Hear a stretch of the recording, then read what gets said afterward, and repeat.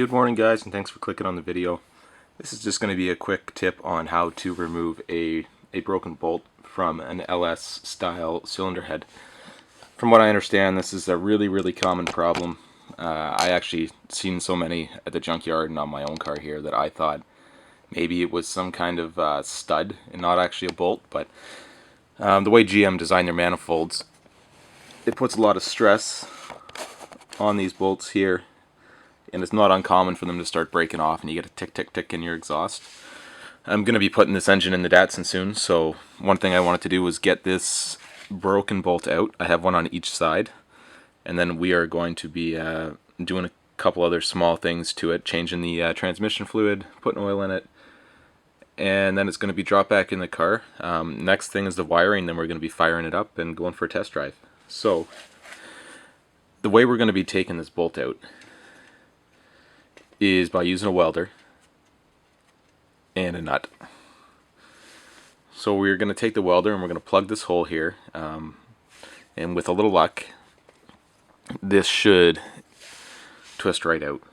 So I'm going to go ahead and weld this up, and I'll come back to you and we'll see if we break it again or if it unscrews. Okay, so we got that welded on.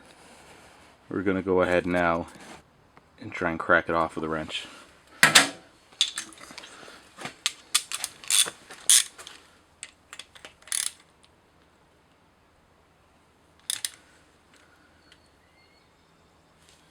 I'm going to work it back and forth. You don't just want to reef on it. Same thing goes for removing your manifold studs. Don't just go set your wrench to loosen and just have at it. Don't just let her buck, okay? If you work it back and forth, I was able to get all of these out without breaking a single one. Just work it back and forth till the rust frees up, and then take it all the way off.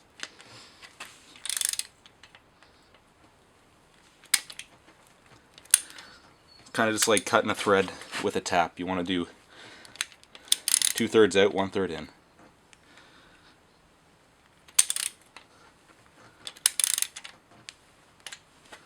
So I'm going to work at this for a minute, and then I'll come back to you guys and we'll see if we get it out.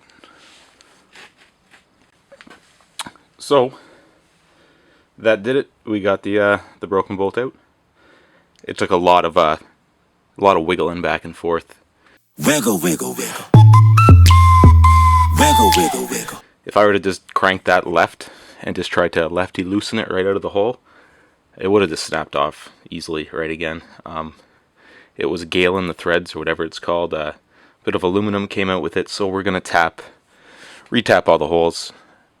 And we have one more to do on the other side. I'm going to use the same process. If everything goes the same, I probably won't show it. So that's the how you remove broken studs out of an LSX.